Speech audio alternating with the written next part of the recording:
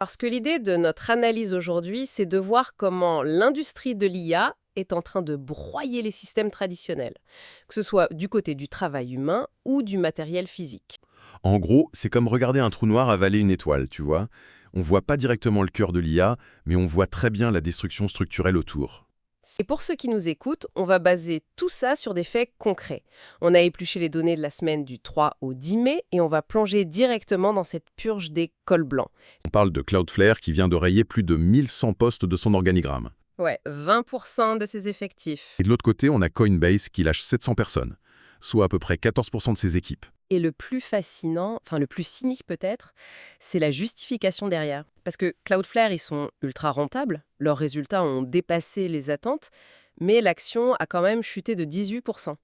Du coup, le PDG, Mathieu Prince, a justifié ces licenciements par, attends, je cite, la transition vers un modèle opérationnel centré sur l'IA agentique. L'IA agentique.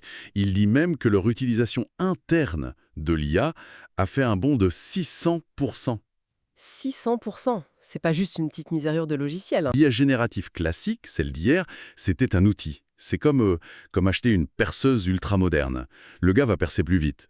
Il faut un chef pour lui dire où percer. Ouais, l'humain reste au centre de l'action. Alors que l'IA agentique, c'est engager un chef de chantier qui est autonome.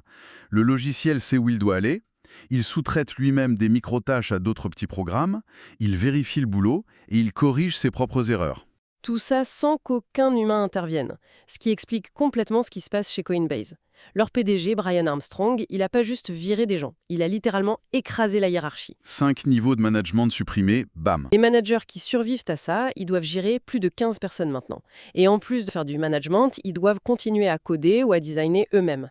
Le but affiché de Coinbase, c'est de créer des équipes d'une seule personne. Une seule personne assistée par une armée d'agents IA pour gérer l'ingénierie, le produit, le design. De bout en bout.